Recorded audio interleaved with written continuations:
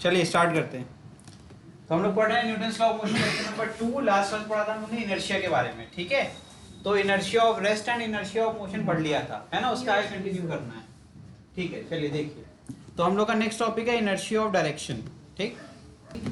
चलिए, माइक नहीं लगाया था, माइक लग गया है, अब पढ़ते हैं आगे, ठीक है। इनर्शिया ऑफ डायरेक्शन का मतलब क्या हो गया यार। देखो, जब तक हम लोग यूनिफॉर्म मोशन करें, साइकिल चलाइए, साइकिल चलाते हैं तो हैंडल होती है ना, हैंडल अगर अपन उस पर एक्सटर्नल फोर्स नहीं लगाते तो वो घूम जाती है क्या?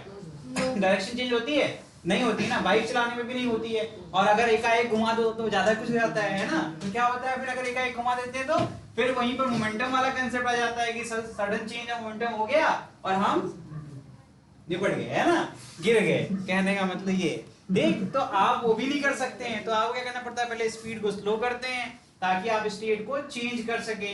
उसे क्या करते हैं, आप हैंडल को धीमे धीमे घुमाते हैं और आपकी टर्निंग हो जाती है। तो कहने का मतलब है कि जब आपकी जो इनएबिलिटी है, मतलब खुद ब खुद तो डायरेक्शन चेंज नहीं होगी अनटिल हम लोग क्या करें, उसके ऊपर एक एक्सटर्नल फोर्स लगाएं या कुछ ऐसा करें जिससे कि वो आपकी जो भी ऑब्जेक्ट है वो मोशन जिस डायरेक्शन कर रहा है वो चेंज हो जाए, ठीक। आगे देखिए, when a straight turning car turns sharply, the person sitting inside feels a force radially outward। ये क्या कह रहे हैं भैया, ये तो ज्यादा हो गया है ना, समझ नहीं आया। हम कह रहे हैं ऐसे कर्व्ड है, ठीक है, टर्न है ना, यहाँ से आ रहे थे हम, ठीक, इधर से कार आ रही है, कार के अंदर आप पैसेंजर सीट पे बैठे हुए हो।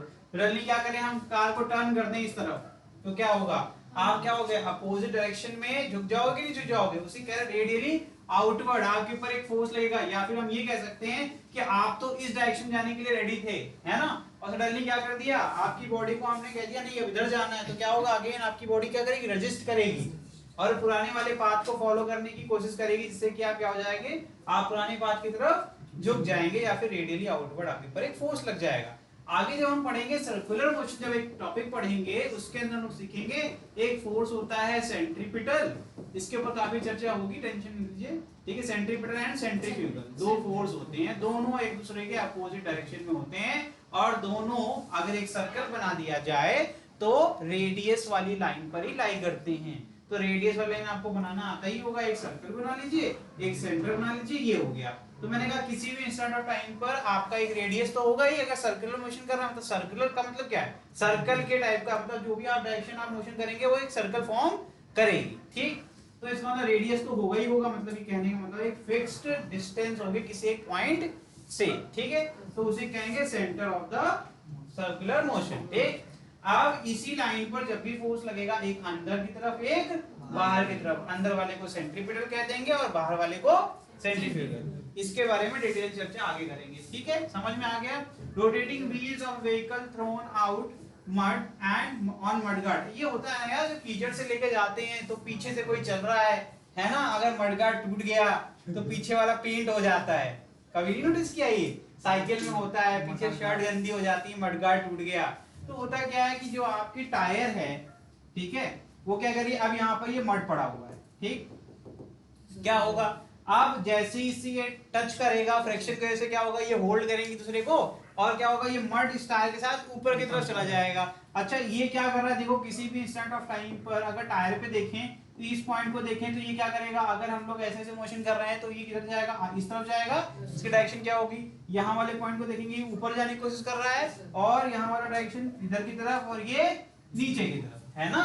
इसका मतलब मड को क्या करेगा, ये ऊपर ले जाना चाहेगा, लेकिन मड क्या है, रेस्ट पे था, है ना। अब वो क्या करेगा, इनर्शिया शो करेगा, ठीक है, तो वो उठ तो जाएगा फ्रिक्शन की वजह से, लेकिन कुछ देर बाद वो टायर को छोड़ देगा, है ना। फिर क्या होगा, जिस भी मान लो यहाँ से मड अटैच था, फ्रिक्शन था, घर्षण के कारण चिपका हुआ था, जैसे ही लूज हुआ ऊपर की तरफ गया तो क्या होगा, यहाँ से जिस इंस्टेंट पे वो छोड़ेगा उस डायरेक्शन में वो आगे की तरफ स्ट्रेट लाइन मोशन फॉलो करेगा। ये कैसे सिखाया था मैंने सिखाया था मोशन इन स्ट्रेट लाइन में, कि जब कोई भी ऑब्जेक्ट मूव कर रहा है तो उस पे बैठे हुए सारे ऑब्जेक्ट सेम स्पीड या वेलोसिटी से मोशन करते हैं। तो जैसे ही आप उससे डिटैच हो रहे हैं, मतलब रनिंग बस से आप अगर डिटैच होंगे तो जो भी जिस टाइम पर आप उससे डिटैच हो रहे हैं, मतलब अलग हो रहे हैं, उस टाइम पर जो भी बस की स्पीड होगी वही आपकी भी स्पीड होगी और वही डायरेक्शन में होगी जो बस की डायरेक्शन में थी, ठीक। तो इसका मतलब है इस इंस्टेंट ऑफ टाइम पर अगर देखें जो टायर की जो डायरेक्शन है क्या है, ऊपर की तरफ है, तो मड जब इसको छोड़ेगा तो भी वो क्या करेगा, इसी पाथ को फॉलो करेगा।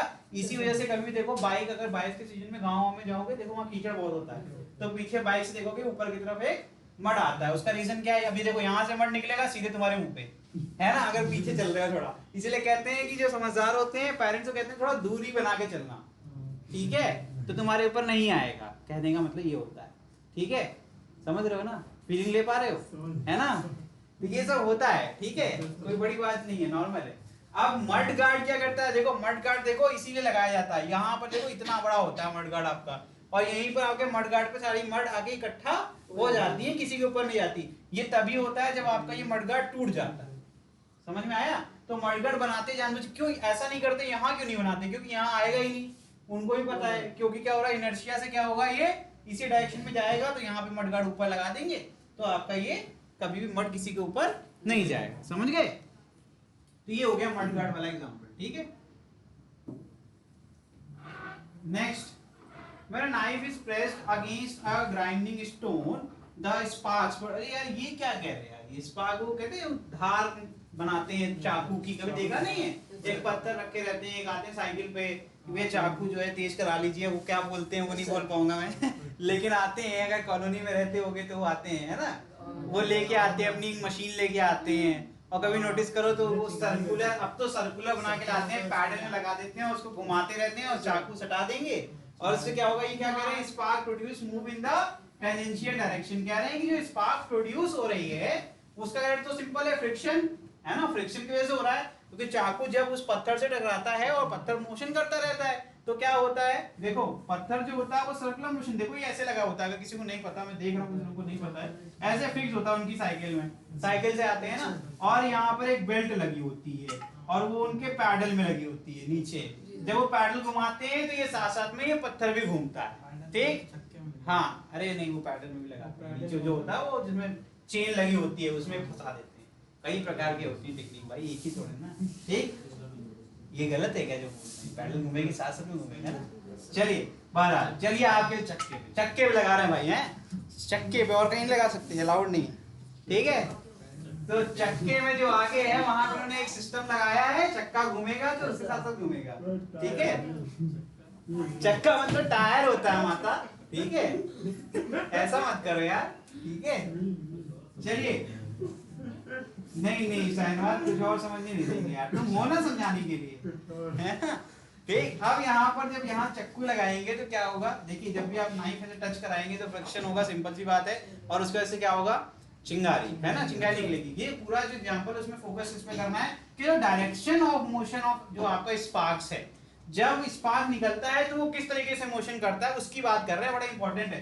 तो वही बात जो मैंने सिखाई, किसी भी इंस्टेंट ऑफ टाइम पे देखो, यहाँ पर कोई काम करो ना, कोई अगर सर्कुलर कुछ है आप लोगों के पास, ये दो यार, इतना बढ़िया चीज पहने हो, निकालो इसको, सबको दिखाएं कुछ, हम जल्दी निकालो, निकल जाएगा आज, अरे निकल जाएगा यार, काहे लिए, एक तो इतना कोऑपरेटिव बच्चा है, हर एक क्लास में कुछ ना कुछ एग्जांपल सेट करता है, तुम लोग तो और ठीक। अगर हम इसको पेंट करें, जब वो है कुछ मार्कर वर्कर है तुम लोग के पास, पढ़ते पढ़ते हो कि नहीं, यहाँ दो भाई हाइलाइटर दो, तो अब तुम लोग को दिखाते हैं, देखो होता क्या, टेंजेंशियल कैसे बन रहा है, दो चाहिए बेटा, एक और चाहिए।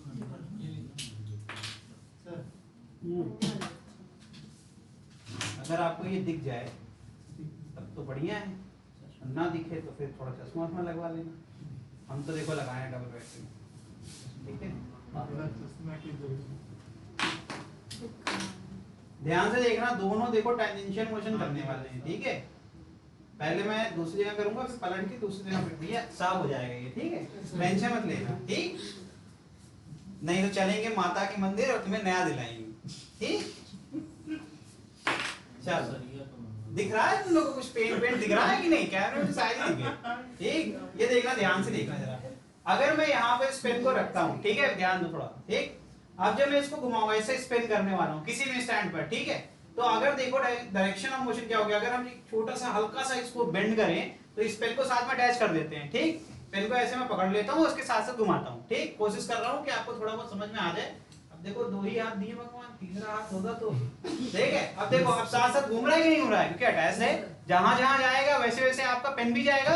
अगर ध्यान से देखो तो किसी भी सेट और टाइम में जो इसका टिप है वो डायरेक्शन आपको हेल्प कर रहा है कि किस डायरेक्शन में मोशन होगा। देखो, अगर ये जो पेंट है, या मान लो कोई ऑब्जेक्ट मान लो, अगर ये इसको छोड़ पाता, ये पेन अगर छोड़ पाता, तो अगर ये मोशन कर रहा है तो ये स्ट्रेट टाइम में जाएगा कि नहीं जाएगा, जाएगा कि नहीं जाएगा? तो इसका मतलब है जो सर्कुलर मोशन है, भाई साहब लो भैया, बहुत बहुत धन्यवाद। एक तो इसका मतलब क्लियर है कि अगर यहाँ पर कोई एक ऑब्जेक्ट है, यहाँ कोई एक ऑब्जेक्ट है और यहाँ पर अगर यहीं से डिटैच हो जाए, मोशन हो रहा है, सोचो ठीक है, ये घूम रहा है ठीक, और यहां से अगर ये जंप करेगा, जिस इंस्टेंट पे जंप करेगा वो उस पर्टिकुलर एक डायरेक्शन में जाएगा। क्या मैं सारे जितने भी हैं, अब मैं इसको बोलूंगा टैंजेंट, क्योंकि अब मैं मैथ भी थोड़ा बहुत यूज करूंगा भाई।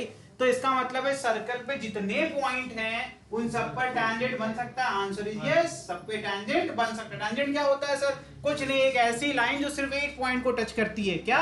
सिर्फ एक पॉइंट को ही टच करेगी, किसी और पॉइंट को टच नहीं करती। अगर ये सर्कल है और ये इसका सेंटर है और ये इसका रेडियस है, तो मान लीजिए आपने एक पॉइंट लिया P, तो मैं एक ऐसी लाइन बना सकता हूं जो सिर्फ P पॉइंट को टच करेगी और किसी पॉइंट को टच नहीं करेगी, इसी को कहते हैं टैंजेंट। इसी तरीके से आपने बोला यहाँ पर Q, तो Q पर भी क्या हो जाएगा, एक ऐसी लाइन बन जाएगी जो कि सिर्फ Q को टच करेगी, ये सबको कहते हैं टैंजेंट। ठीक, ध्यान समझिएगा। और एक और प्रॉपर्टी होती है, जो टैंजेंट होता है वो हमेशा रेडियस के परपेंडिकुलर होता है। ठीक, ये दोनों बात इंपॉर्टेंट है, याद हो गई? ठीक, इसका मतलब यहाँ पर टैंजेंट क्या कर रहा है मेरे लिए, वो डायरेक्शन का काम कर रहा है, क्योंकि मैंने अभी आपको ये पेन अटैच करके दिखाया था, जैसे जैसे ये व्हील घूमेगा वैसे वैसे ये लाइन भी घूमेगी। तो अब इसका जो टैंजेंट है वो तो फिक्स डायरेक्शन में है ना, तो इसका मतलब व्हील जैसे घूम रही है वैसे वैसे ये लाइन भी घूम रही है। तो अगर मैंने किसी भी पॉइंट को ऐसे डिटैच कर दिया, तो जिस इंस्टेंट पे करूंगा तो वो इसी लाइन के आगे चलेगा ना, क्योंकि वो इसी लाइन के अलॉन्ग था। अगर आप व्हील पे बैठे हो तो आप ये सोचो, तो आप तो एक ही जगह पर हो ना, आपको हमेशा दिखेगा कि आप सीधे जाना चाहते हो, लेकिन व्हील से अटैच होने के कारण आप क्या हो जा रहे हो, घूम जा रहे हो। तो अगर मैंने व्हील से अटैच किया, जिस पॉइंट अटैच करूंगा उसी डायरेक्शन में चले जाओगे, सीधे सीधे। आ रहा है? ठीक, अब ये बड़ा इंपॉर्टेंट है। इसका मतलब जो स्पार्किंग होती है, जैसे मान लो यहाँ स्पार्क निकला, ठीक, अब जैसे ही व्हील को डिटैच होगा, तो जिस भी इंस्टेंट पे डिटैच होगा, तो व्हील का जो टैंजेंट बन रहा होगा उस पॉइंट पर, ध्यान सुनिएगा, जिस भी पॉइंट से वो डिटैच होगा, मान लो ये यहां से स्पार्क आपका रिलीज हुआ, ठीक, तो किस डायरेक्शन फॉलो करेगा, हमेशा। ठीक है, तो यही चीज समझाने की कोशिश कर रहे हैं कि आपका हमेशा वो टेंजेंशियल डायरेक्शन में आपको स्पार्क्स देखने को मिलते हैं और किसी डायरेक्शन में देखने को नहीं मिलता। टेंजेंशियल मतलब किसी भी डायरेक्शन जाएगा तो स्ट्रेट लाइन ही डायरेक्शन फॉलो करेगा, वो लाइन हमेशा टेंजेंट वाली लाइन होगी। क्लियर? चलो, मोमेंटम, जिसकी बात काफी देर से हम लोग कर रहे हैं। ठीक, the total quantity of motion possessed by a moving body is known as momentum of the body. It is product of the mass and velocity and denoted by p. ठीक है, यहाँ पर देखिए ये एक वेक्टर क्वांटिटी होती है, because यहाँ मास तो स्केलर है but velocity is a vector quantity. ठीक है, समझ में आ रहा है? ये क्या रिप्रेजेंट कर रहा है, क्वांटिटी ऑफ मोशन को रिप्रेजेंट करता है। ठीक है, एक मिनट रुक जाइए, ऑनलाइन देख लें कि ये बच्चों को कोई दिक्कत तो नहीं। कृष्णकांत, कोई दिक्कत? चैट सेक्शन यूज कर सकते हैं बेटा, माइक भी ऑन कर सकते हैं आप। ठीक, चलिए इसकी यूनिट लिख लेंगे कि नहीं? यूनिट कोई लिख के बताएगा? कोई यूनिट बताओगे? मास का यूनिट क्या होगा एसआई में? केजी। और वेलोसिटी का क्या होगा? Metre per second. क्लियर हो गया? ठीक है, ये हो गया इसका। डायमेंशन लिख के बताओ। डायमेंशन कैसे लिखते हैं? कुछ नहीं सर, यूनिट को ही आप बस क्या सिंबॉलिक वे में रिप्रेजेंट करिए और यूनिट की जो पावर है वो आप वहां पर कर दो, और इसको कैसे स्क्वायर ब्रैकेट में करना है। तो यहाँ मास क्या है, किलोग्राम, तो मास की पावर कितनी रहेगी? 1। और ये एल क्या होगा? लेंथ। लेंथ मतलब यहाँ मीटर 1। यहाँ पर में है तो डिवीजन में न्यूमरेटर में आएंगे तो पावर -1। ठीक है, ये हो गया इसका डायमेंशन। क्लियर है? आगे बढ़ जाए, जल्दी लिखिए। देखिए नेक्स्ट, अब पढ़ते हैं Newton second law of motion. ठीक है, यहाँ पर इंपॉर्टेंट है, देखिएगा। सेकंड लॉ ऑफ मोशन क्या होता है? 9th क्लास से पढ़ के आ रहे हैं, आपको पता है एक्सटर्नल फोर्स की वैल्यू मास इनटू एक्सेलरेशन बराबर होती है, सब कुछ पता है आपको, लेकिन फिर भी according to Newton the rate of change of, क्या कह रहे हैं? Rate of change of momentum. Momentum क्या होता है भैया? P बराबर m इंटू v। ठीक है, कोई दिक्कत नहीं ना? वेक्टर फॉर्म में लिख दें? चलो लिख दिया भाई आपके लिए। तो अब कह रहे हैं रेट ऑफ चेंज ऑफ, कह रहे हैं, तो ये तो चेंज मैंने नहीं लिखा, तो चेंज क्या होता है? चेंज को सर आप ऐसे लिखो पहली बात तो। डेल्टा क्या का मतलब क्या होता है कि वो एवरेज चेंज को रिप्रेजेंट करता है। और अगर सर आप लिखना चाहते हो बहुत स्मॉल इंटरवल के लिए तो लिखो इंस्टेंटेनियस चेंज, है ना? इंस्टेंटेनियस चेंज वो क्या हो जाएगा भैया बताओ? हो जाएगा sir D p। Small D का मतलब क्या होता है, वेरी वेरी स्मॉल चेंज, ठीक। और डेल्टा का मतलब क्या होता है, एवरेज चेंज, ठीक। यही अंतर होगा दोनों में, दोनों मतलब रिप्रेजेंट एक ही चीज कर रहे हैं, that is change in p। लेकिन ये जो रेट की बात कर रहा है, जब रेट की बात होती है तो अभी बेसिक में पढ़ा हम लोग ने, दैट इज रेट तो हमेशा किसी के रिस्पेक्ट में होता है, ठीक है।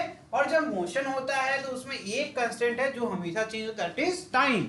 कोई भी मोशन होता है वो किसके रिस्पेक्ट में होता है, टाइम के रिस्पेक्ट में ही तो होता है। टाइम को हटा दो तो डिफाइन ही नहीं कर पाएंगे कि ऑब्जेक्ट मोशन कर भी रहा है या नहीं कर रहा है। तो इसका मतलब है कि जो रेट की बात हुई तो rate of change of momentum with respect to what, time ही तो हो सकता है। तो देखिए of any system is directly proportional to the applied external force and this change in momentum takes place in the direction of the applied force. तो इसका मतलब क्या है, न्यूटन साहब ने ये सिखाया कि जो delta P is divided by delta T, ये क्या हो गया, rate of change of P with respect to change in time is directly proportional to the external force applied on the object।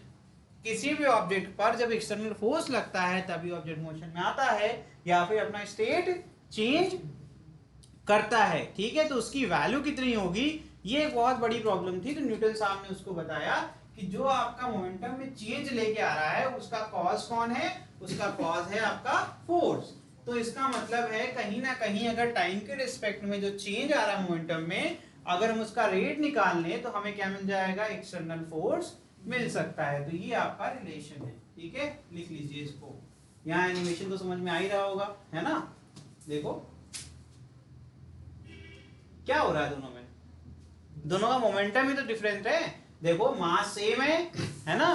वो देखो ये जो है परी में बैठी हुई है, ठीक है, और वो पीछे से जो है वो धक्का मारो गिराने के उससे मूड से लग रहा है हमको, लेकिन ये स्मार्ट है इसलिए ये गिर नहीं रही है और ये क्या कर रही है, बैलेंस कर ले रही है ना। तो लेकिन दोनों में अगर देखा जाए डिफरेंस सिर्फ वेलोसिटी का है, ठीक है। दोनों जो झूले की वेलोसिटी है वो डिफरेंट है। इसका मतलब वेलोसिटी चेंज होगी तो मोमेंटम भी चेंज होगा। तो यहाँ पहले अगर मोमेंटम p1 रहा होगा तो बाद में क्या हो जाएगा, p2 हो जाएगा। तो चेंज हो गया ना, और कुछ टाइम भी लगा होगा तो इंटरवल ऑफ टाइम भी है, तो इसके रेशियो को कर देंगे तो हमें क्या मिल जाएगा, जो ये भाई साहब एक्सटर्नल फोर्स लगा रहे हैं उसकी वैल्यू हमें कहीं ना कहीं डिफाइन करने में मदद मिलेगी, ठीक है। आगे बढ़ जाएं, चलिए। थोड़ा सा आज वीडियो में एनिमेशन जहाँ जहाँ आएंगे थोड़ा सा ज़्यादा ब्राइटनेस रहेगी, एक्सपोजर ज़्यादा है, तो कैमरे में तो कुछ डिस्टर्बेंस हो गई तो उसके लिए खेद है। तो यहाँ क्या लिखते हैं भाई, फिर बताइए कैसे डिराइव करोगे इसको, बताओ। तो यहाँ पर आ गया del P by del T is directly proportional to what, force, है ना। फिर क्या करते हैं, अगर इक्वल टू करना है तो एक कांस्टेंट भी चाहिए होगा, ठीक। कांस्टेंट मैंने कितना मान लिया, k मान लिया, k को बाद में 1 मान लेंगे, ठीक। तो f इज इक्वल टू क्या आ जाएगा, k dp बाई dt। जल्दी नहीं हो गया ये, क्या लिखेंगे, अगर limit del t tends to 0 क्या लिखेंगे, सिखाया था ना तब, अच्छा बेसिक मैथ नहीं पढ़ा सर, है ना।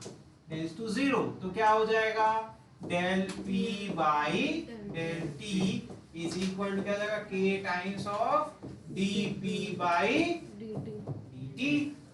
ये कैसे हुआ, ये एवरेज चेंज को मैं टाइम इंटरवल को बहुत छोटा कर दिया, तो ये क्या आ जाएगा, d आ जाएगा। d का मतलब क्या होता है, वेरी वेरी स्मॉल चेंज, ठीक है। तो ये क्या हो जाएगा, इंस्टेंटेनियस हो गया, ठीक है। तो ये हो जाएगा आपका वेरी स्मॉल चेंज। ये क्या होता है, सिग्निफिकेंट चेंज डेल्टा रिप्रेजेंट करता है, या फिर एवरेज चेंज, लिख लीजिए फटाफट।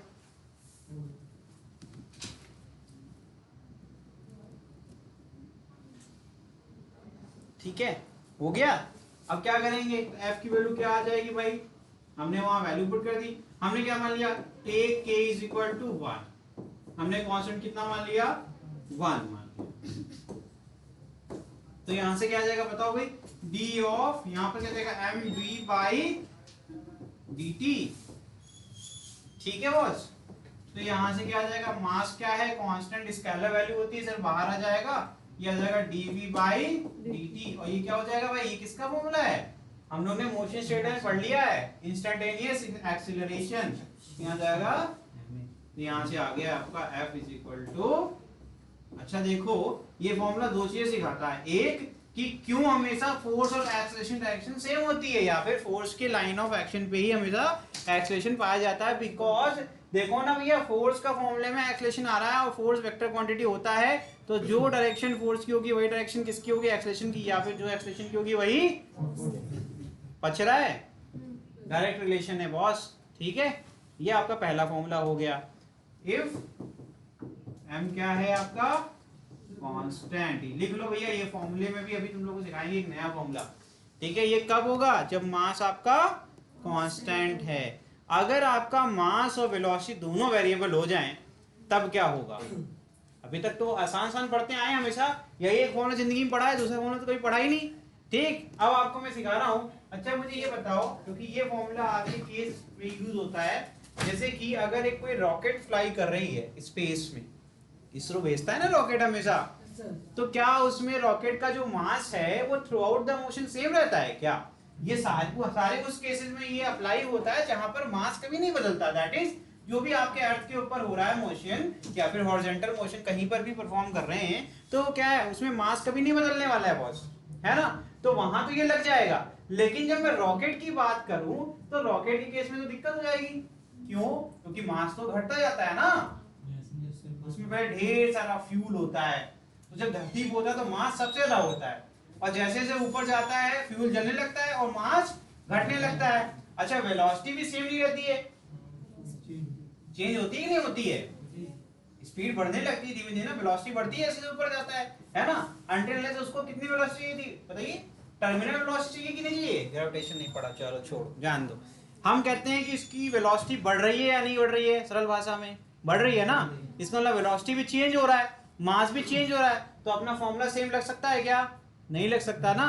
तो लिख लीजिए, लिख लीजिए यहाँ पर केस नंबर 2। ठीक है, केस 2 इंपॉर्टेंट है ये जितने भी रॉकेट वाले क्वेश्चन है उसमें यही फॉर्मूला लगेगा, लिख लीजिए। ठीक है, in case of rocket propulsion क्या दिक्कत है,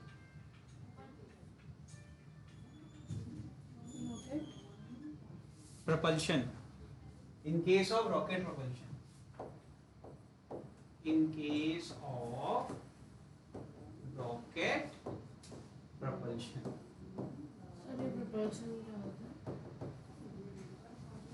रॉकेट को लॉन्च करते हैं उसी की बात कर रहे हैं। लॉन्च देते हैं, प्रोपल्शन का मतलब होता है जो हम उसको लॉन्च करने के लिए इग्निशन देते हैं, रॉकेट फायर होता है, उसी प्रोसेस को कहते हैं प्रोपल्शन। ठीक है, और लिख लीजिए कन्वेयर बेल्ट, कन्वेयर बेल्ट में भी तो मास वेरी करता है, कन्वेयर बेल्ट। ठीक, अब इस केस में क्या हो जाएगा, डिफरेंशिएशन का कौन सा रूल लगेगा, प्रोडक्ट रूल लगेगा। बिकॉज जब यहाँ पर अगेन फॉर्मूला तो सेम रहेगा, आपको देखने में ऐसा लगेगा कि your formula is same, that is dp by dt, but जब हम डिफरेंशिएशन करेंगे, बिकॉज उसमें दोनों क्वांटिटी वेरिएबल है, तो हम किसी को बाहर नहीं ले सकते। मतलब कांस्टेंट को ऐसे इसमें निकाल दिया था ना, देखो मास को बाहर निकाल दिया था, बिकॉज वो क्या था, कांस्टेंट था। इस बार हम बाहर नहीं निकाल सकते हैं। ठीक है, तो डिफरेंशिएशन का लॉ होता है, उसको कहते हैं प्रोडक्ट रूल। जब दो क्वांटिटी मल्टीप्लिकेशन में हो और दोनों चेंज हो रही हो टाइम के रिस्पेक्ट में, तो दोनों को अगर आप रेट ऑफ चेंज निकालना चाहते हैं तो दोनों को आप कैसे निकालेंगे देखिए। ठीक है, यहाँ पर क्या होगा, पहले आप किसी एक क्वांटिटी को बाहर लेंगे और दूसरी वाली को डिफरेंशिएट करेंगे। दैट इज, अगर मैंने मास को बाहर ले लिया तो क्या करूंगा मैं, dv by dt निकालूंगा, फिर मैं ऐड करूंगा, फिर आगे क्या करूंगा, अब मैं दूसरी वाली क्वांटिटी को बाहर लूंगा, कांस्टेंट लूंगा, और पहली वाली क्वांटिटी क्या करूंगा, डिफरेंशिएट करूंगा। समझ में आया, ये होता है प्रोडक्ट रूल ऑफ डिफरेंशिएशन।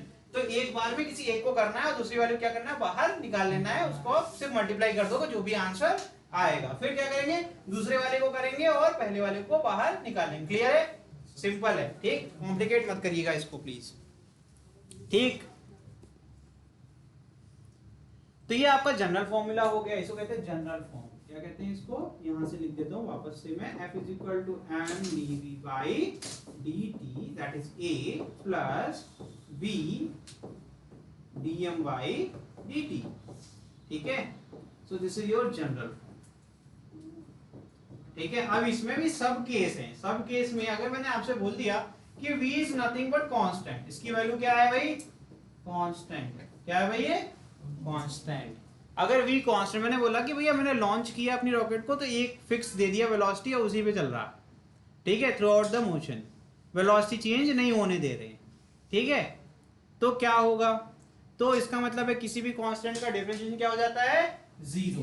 तो your first term become zero, ठीक है। तो बचेगा क्या? फॉर्मूला बन जाएगा F is equal to V D M upon, मतलब अब आपका फोर्स किस पे डिपेंड करता है? सिर्फ और सिर्फ rate of change of mass with respect to time, ठीक है।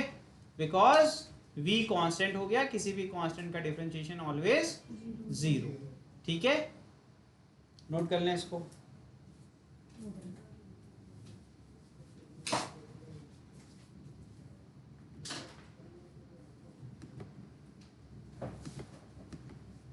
जैसे ही हो जाए मुझे बताइए। डन? कर लो, कोई बात नहीं। चल देखिए नेक्स्ट क्वेश्चन नंबर 1 देखिए क्या है। अ फोर्स F, यहाँ फोर्स तो जान बूझे क्या दिया हुआ है? कंपोनेंट के फॉर्म में दिया हुआ है माफ करना, वेक्टर पढ़ चुके हैं तो हमें पता है कि फोर्स तो अलग अलग डायरेक्शन से लगा सकते हैं ना। पानी देना यार। देखिए भाई यहाँ क्या दिया हुआ? फोर्स दिया हुआ है, ठीक है। फोर्स दिया हुआ है वेक्टर कंपोनेंट के फॉर्म में, दैट इज रेक्टेंगुलर कंपोनेंट। इसका मतलब क्या है? 6i क्या है? मतलब मान लो अगर न्यूटन यूनिट है तो क्या हो जाएगा पता है? 6 न्यूटन का फोर्स आपका एक्स एक्सिस की डायरेक्शन में लग रहा है, ठीक है। ठीक है, ये 6 न्यूटन का फोर्स किस डायरेक्शन में लग रहा है? एक्स एक्सिस के डायरेक्शन में। अब -8j का मतलब पता है क्या? ये देखो, ये पॉइंट था मेरा जिसमें फोर्स लगा रहा हूं, ये हो गया तेरा 6 न्यूटन का फोर्स, ठीक। इसकी डायरेक्शन क्या है? ये +i का। फिर -8j का मतलब पता है क्या? ये 8 न्यूटन का फोर्स -y एक्सिस की डायरेक्शन में लग रहा है। और लास्ट क्या है? +10k। तो अब तेरा जो z एक्सिस है, z एक्सिस कहां होगा? इसी लाइन पे होगा ना। अब ये स्क्रीन पे परपेंडिकुलर तो नहीं मान सकते हैं, तो हमें मानना पड़ेगा कि इस डायरेक्शन में होगा। अब यहाँ प्लस एक्सिस किधर होगी? उधर या इधर? इधर, बाहर की तरफ होती है, ठीक है। ये हो जाएगा, ये कितना है? ये 10 न्यूटन। और इन तीनों का रिजल्टेंट निकालना, डरने की जरूरत नहीं है भैया, एक बार में दो को सॉल्व कर लो। क्या करोगे? एक बार में दो को। इन दोनों का रिजल्टेंट इसके इस लाइन पर आएगा, ठीक। अब देख, ये मुझे बता, ये पूरी स्क्रीन है, लाइन कैसे भी खींच दूं, सुनो ध्यान से सुनना। मैंने लाइन ऐसे खींच दी, फिर मैंने ऐसे खींच दी, फिर मैंने ऐसे खींच दी, ये प्लेन ये इसी स्क्रीन में है ना। और जो ये मेरी ये वाली लाइन है, जो मेरे पेन हाथ में है, ये क्या है? इस पूरे सरफेस के परपेंडिकुलर है ना, ऐसे रखी हुई है। तो जरा मुझे बता, इस लाइन से कितना बनाएगी? 90 बनाएगी। इस लाइन से कितना बनाएगी? 90 बनाएगी। इससे कितना बनाएगी? सबसे 90 बनाएगी ना, क्योंकि ये तो पूरे पूरे प्लेन से परपेंडिकुलर है, समझ गया।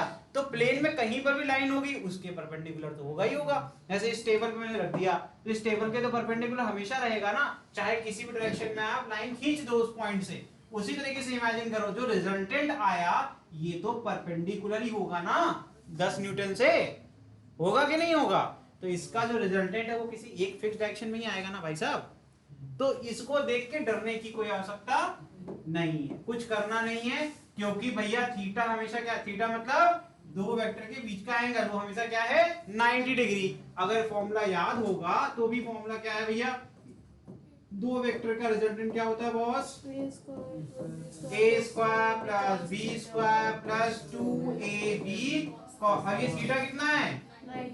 तो क्या इसकी जरूरत है? ये तो जीरो हो जाएगा यार, समझ में आया? रटने की जरूरत नहीं है। तो इसका रिजल्टेंट मैंने आपको अगर सिखा रखा है, कुछ मत करो। आपका जो x कंपोनेंट है उसका स्क्वायर प्लस y कंपोनेंट है उसका स्क्वायर प्लस z कंपोनेंट है उसका। उसका रीजन है भाई साहब, बिकॉज cos 90 तो जीरो होता है ना, ठीक है। इसीलिए हर बार आपका 90 आएगा, cos 90 जीरो। तो आप ऐड तो हर बार दो ही को करोगे ना। तुम चाहे ऐसे कर लो, चाहे दो का रिजल्टेंट निकालो, फिर तीसरे के साथ आप निकालो, आंसर सेम आएगा, ठीक है। क्लियर है? चल, तो इसीलिए ये रेक्टेंगुलर कंपोनेंट मैंने पढ़ाया था, क्योंकि आप लोग थोड़ा बहुत मिस कर रहे हो क्लास, इसीलिए मैंने आपको सिखा दिया, ठीक है। तो चलो, फोर्स समझ में आ गया, रिजल्टेंट भी, मतलब मेन चीज तो सिखाई दी। आगे क्या कह रहा है? आज देखिए यहाँ पर producing an acceleration of, acceleration दिया है क्वेश्चन में, देखो भैया एक्सीलरेशन भी दिया हुआ है, ठीक है, in a body calculate the mass of the body. I think इससे बेकार क्वेश्चन तो हो भी नहीं सकता है। That is F is equal to ma, m is equal to mass is a scalar quantity, so we don't require the direction of force and acceleration, we just require the magnitude. Magnitude is √2 and इसका magnitude निकालने के लिए ऊपर लिख दिया मैंने answer. निकाल लोगे? जरा मुझे आंसर बता दो। ठीक है फिर आगे बढ़ते हैं। हो गया ना अवनीश, पेन चलाओ और आंसर निकालो। 10 kg आएगा इसका आंसर। आसान है ना, कर लोगे कि नहीं? किसी को दिक्कत हो बताओ भाई, बता देंगे हम। F आएगा, देखो देखो ऐसे निकालते हैं, मॉड लगा दिया, रिजल्टेंट निकालो 36 प्लस 64 प्लस, ठीक है, कर लोगे? कितना आ जाएगा ये देखो 100 प्लस 100, ठीक है, 100 कॉमन लेके बाहर निकाल लिया तो बाहर निकलेगा 10, मतलब बचेगा 1 प्लस 1 दैट इज √2, ठीक है, ये आ गया जरा, ठीक। अब यहाँ पे पुट कर दिया, ये आ जाएगा 10 √2 अपॉन √2, आंसर कितना आ गया? ठीक है, आगे बढ़ रहे हैं। Next question, a 5 kg block is resting on a frictionless plane.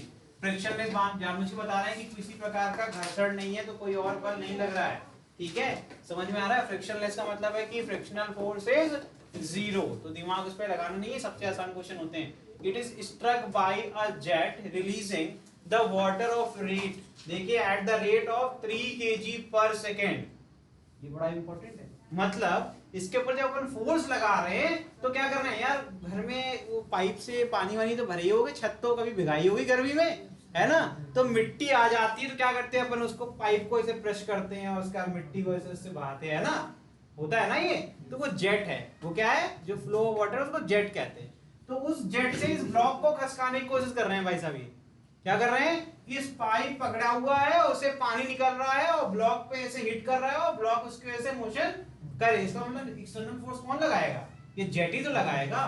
तो यहाँ क्या कह रहे हैं, releasing water at the rate of 3 kilogram पर सेकेंड, मतलब मास ऑफ वाटर जो इसको हिट करेगा पर सेकेंड, वो कितना करेगा, 3 किलोग्राम, ठीक है। आगे देखिए, with a speed of 4 metre per second calculate the initial acceleration of the block. तो अच्छा क्वेश्चन है, कर सकते, ठीक है, आराम सोचेंगे तो कर लेंगे, थोड़ा सा दिमाग लगाइए। मैंने मास तो बता ही दिया, कहीं ना कहीं आपको हर एक सेकंड का बता दिया उसने मास कितना है। तो यहां पर कौन सा वाला फॉर्मूला लगाओगे, m कांस्टेंट वाला कि m वेरिएबल वाला? m वेरिएबल वाला लगेगा, ठीक है। देखो ना ये दिया है यार, ऐसे यूनिट भी पढ़ लोगे तब भी देखो केजी पर सेकेंड, अगर ऐसे भी पढ़ोगे बेटा तो यहां पर तुम्हारा फॉर्मूला था, तो यार इसका मतलब क्या, ये केजी हो गया, ये हो गया पर सेकेंड, ये क्या है, ये rate of change of mass with respect to क्या है, टाइम।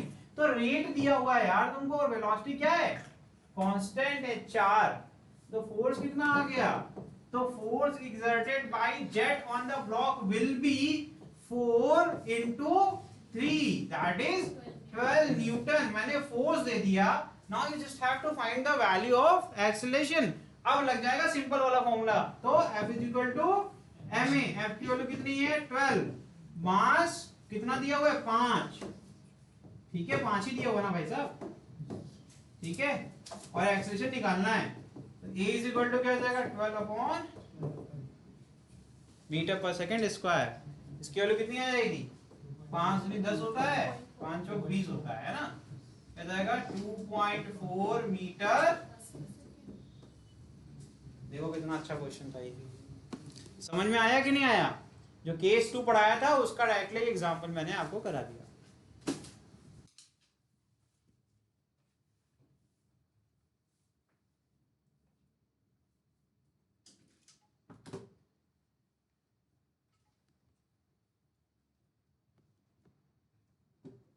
आगे बढ़ जाए, हाँ बेटा लिखिए लिखिए जल्दी लिखिए।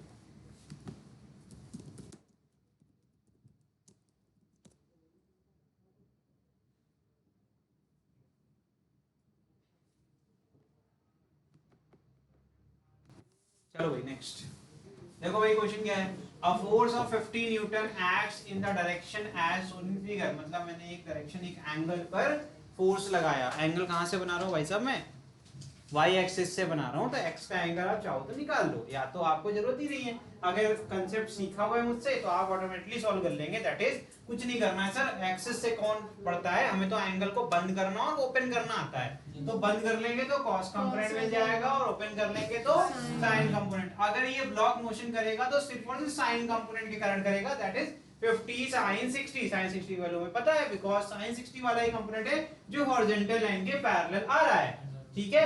अब जमीन को खोद के तो अंदर नहीं चला जाएगा, तो मोशन वहां होना नहीं है, तो वर्टिकल कंपोनेंट से कुछ भी नहीं होने वाला, वेस्ट ऑफ टाइम, ठीक। तो ये मैं कंपोनेंट वाले क्वेश्चंस कराने के लिए ये क्वेश्चन करा रहा हूं। देखिए the block is of mass 5 kg resting on a smooth horizontal surface, मतलब ये बता रहे, स्मूथ वर्ड कहीं देख लो, मतलब है कि फ्रिक्शन क्या हो गया भाई साहब, जीरो, ठीक है।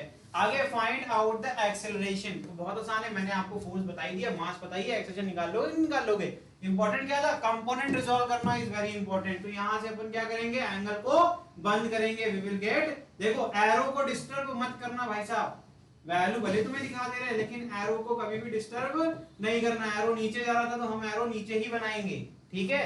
फिर यहां पर जब इसको ओपन करेंगे तो क्या बन जाएगा भाई, 50 sin 60, और देखो इसकी मदद से दिख रहा है कि हमारा जो डायरेक्शन ऑफ मोशन होगा किस तरफ होगा, इस तरफ, और ये देखो सेटिस्फाई कर रहा है कि नहीं कर रहा है, फिगर सेटिस्फाई कर रहा है, देखो उसमें ऑलरेडी गिवन था एक्सेलरेशन डायरेक्शन, तो क्यों है, क्योंकि 15 sin 60 क्या है, डायरेक्शन ऑफ एक्सेलरेशन। और एक और चीज सिखाई थी, फोर्स और एक्सेलरेशन डायरेक्शन सेम होगी, हो रही है कि नहीं हो रही, तो जब सही पढ़ोगे तो सही करोगे, तो एरो को डिस्टर्ब नहीं करना है, बाकी चीजें जैसे सिखाई है वैसे करो, एंगल बंद करो cos, एंगल ओपन करो sin, ठीक। अब ये वाला कैंसिल हो जाएगा विद द सरफेस, सरफेस वाली लाइन पे आ गया, तो क्या हो गया आपका 50 sin 60 is equal to what, तो यहां से आंसर निकालना कितना आसान है, 50 sin 60 is equal, net external force हो गया ये, is equal to what, mass into acceleration, mass is 5, mass कितना है, ठीक है, इनटू ए की वैल्यू कितनी आ गई, 10 sin, आंसर कितना आएगा, क्या ये भी करें, आ गया, चल तुम बताओ आएगा ये, नहीं आएगा, क्यों क्यों नहीं आया, कंपोनेंट वाली बात आई कि नहीं आई, वो आ गई, तो ये क्यों नहीं आ रही, ये क्या लिखा हुआ है, F इज इक्वल टू, जो कठिन था वो आ गया तुमको,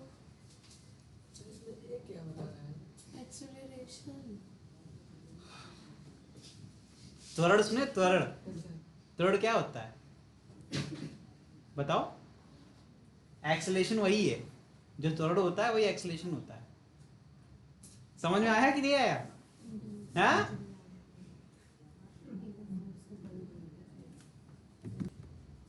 घर्षण कहते हैं फ्रिक्शन को, घर्षण मतलब जो रगड़ होती है, ये कितना आ गया है भैया लिखो, अच्छा ये बताओ sin 60 की वैल्यू बता दो बेटा, कोई नहीं देख के बता दो, कॉपी में कहीं लिखे हो तो याद कर लो भाई साहब, नहीं तो निकल जाएगी इससे पूरी साल, तो फिर क्यों नहीं बता रहा, ठीक है, इसकी यूनिट क्या होगी, मीटर पर सेकेंड स्क्वायर, ठीक है, आगे बढ़ जाएं, ये क्या हो गया यार है? बॉल आ गई,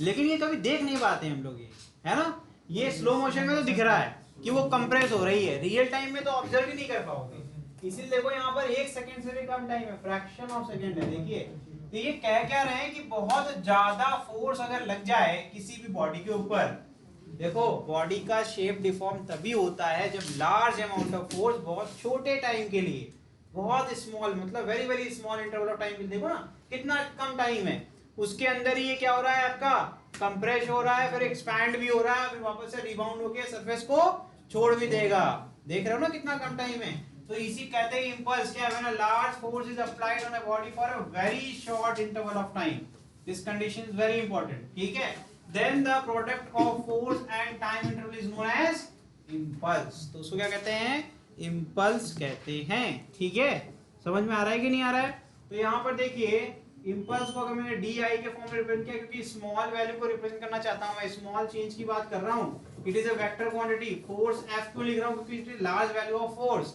एंड फिर dt क्यों लिख रहा हूं, because it is small interval of time. ठीक है, समझ में आ रहा है कि नहीं आ रहा है? इसकी वैल्यू क्या होगी, it is also equal to change in momentum. ये क्या रिप्रेजेंट कर रहा है, चेंज इन मोमेंटम। यहीं से आगे आपका इंपल्स मोमेंटम थ्योरम।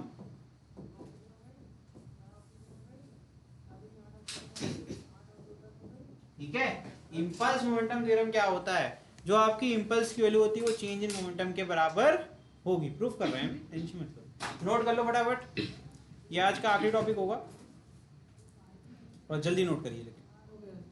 ठीक है, हमें ऑलरेडी पता है ये रिलेशन मैंने कहां से बनाया होगा।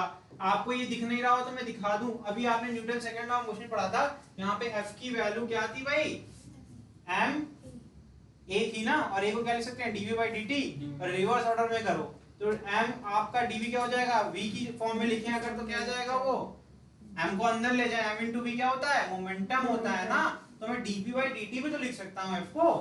सबसे पहले तो वही पढ़ा था ना कि एक्सटर्नल फोर्स की वैल्यू चेंज इन मोमेंटम के बराबर होता है विद रिस्पेक्ट टू टाइम, या फिर rate of change in momentum की बात हो रही थी। तो मैंने वहीं से किया, डीपी बाई डी में से dt को क्रॉस मल्टीप्लाई कर लिया, तो मुझे क्या मिल गया, चेंज इन मोमेंटम की वैल्यू भी एफ dt के बराबर थी और I की वैल्यू भी एफ dt के बराबर थी। इसका मतलब है कि जो आपका इंपल्स है वो चेंज इन मोमेंटम के बराबर होगा।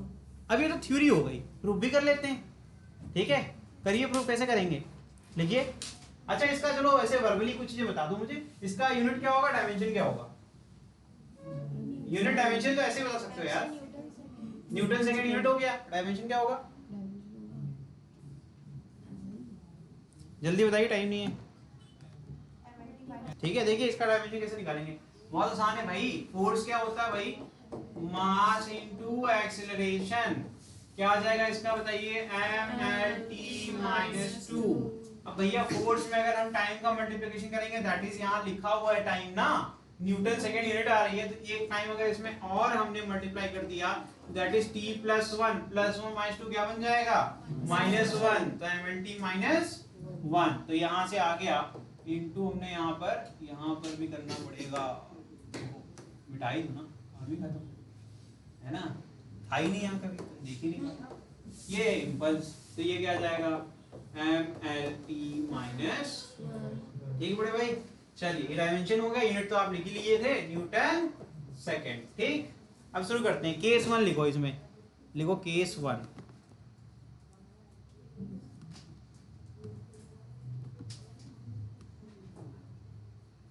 ठीक है, केस 1 लिखिए।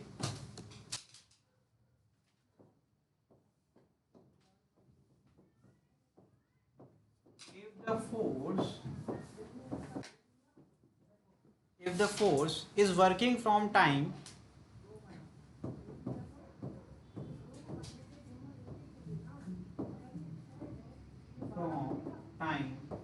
t1 to t2, मैंने टाइम आपको इंटरवल दे दिया कि t1 से फोर्स लगाना शुरू करेंगे और t2 तक। ठीक है, तो क्या बन जाएगा आपका ये ऊपर वाला जो एक्सप्रेशन है। ठीक है, इसको इक्वेशन में बना लें हम, equation number 1। Then from equation 1 क्या हो जाएगा भाई, यहाँ पर डी आई का इंटीग्रेशन करेंगे तो क्या मिलेगा, आई मिल जाएगा, मिलेगा ना भाई साहब। डी आई क्या है, small value of impulse. Integration क्या होता है, समेशन होता है, सम करते हैं हम लोग किसी एक कांस्टेंट रेट पर। ठीक है, तो अब इसको ऐड करते जाएंगे तो टोटल वैल्यू ऑफ इंपल्स मिल जाएगी। कैसे पता मुझे, मैंने भैया फोर्स इनटू dt को यहाँ पर इंटीग्रेट कर दिया t1 से t2, मैंने डिफाइन कर दिया, इंटरवल को डिफाइन कर दिया। इससे क्या होगा, इससे हो जाएगा कि आपको पूरी वैल्यू इंपल्स की मिल जाएगी उस इंटरवल के बीच में। कोई दिक्कत तो करो, इसको इंटीग्रेट करना आता है कि नहीं आता, जिसको आता है वो करे, जिसको नहीं आता वो वेट करे मेरा। जल्दी करो, टाइम वेस्ट मत करो।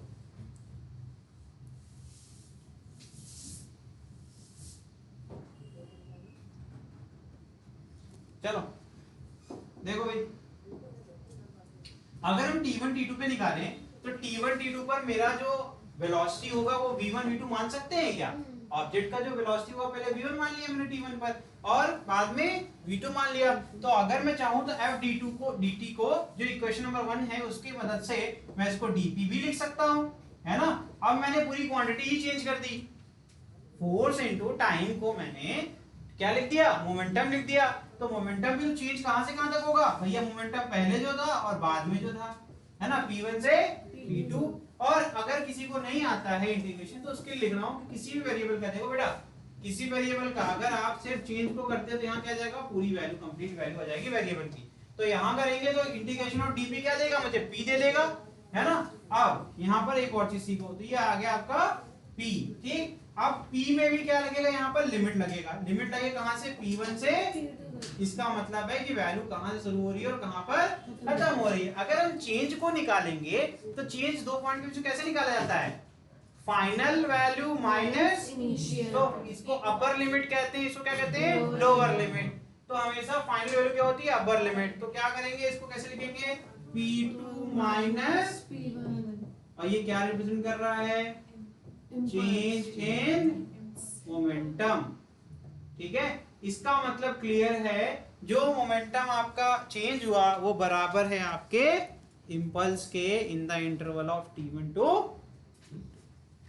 इसका मतलब है यहां से कंक्लूड कर सकते हैं impulse is equal to change in momentum.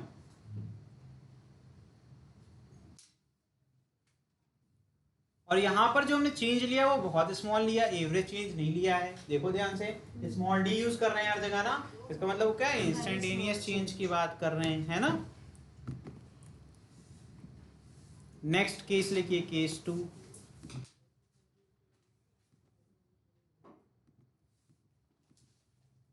इकरा बेटा आप बहुत लेट आए हैं क्लास में। अंशुल तुम्हारा नेट इश्यू है क्या, क्लास में आती हो फिर गायब हो जाती हो। चलो आगे बढ़ते हैं, ये तो हमने बता दिया है ना।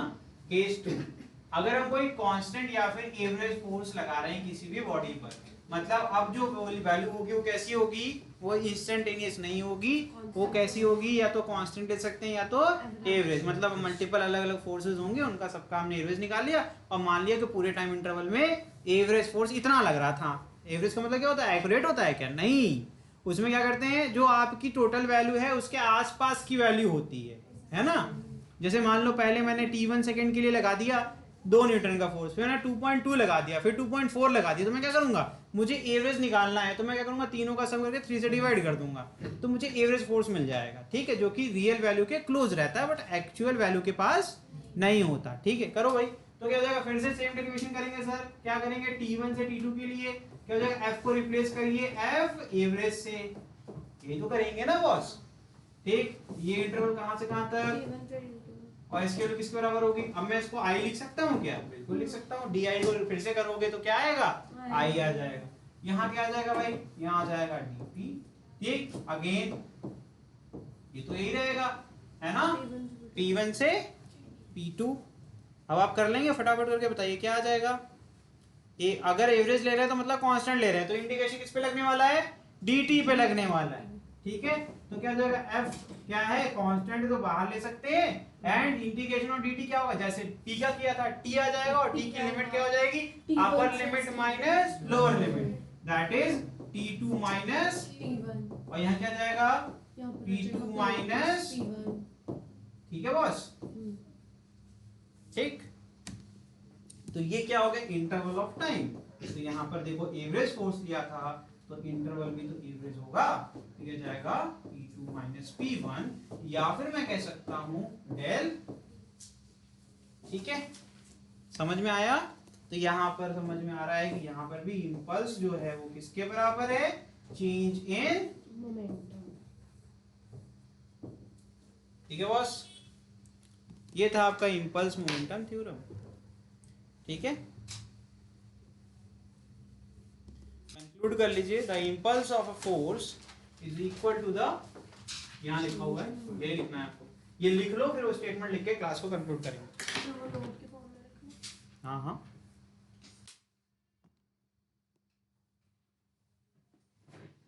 अगली क्लास में पढ़ेंगे हम लोग law of conservation of linear momentum, ठीक है। नेक्स्ट क्लास में कंजर्वेशन लॉ पढ़ेंगे, ठीक। चलिए, थैंक यू, ठीक है। कोई डाउट, क्लियर है ना भाई, नोट कर लो इसको बस, थैंक यू।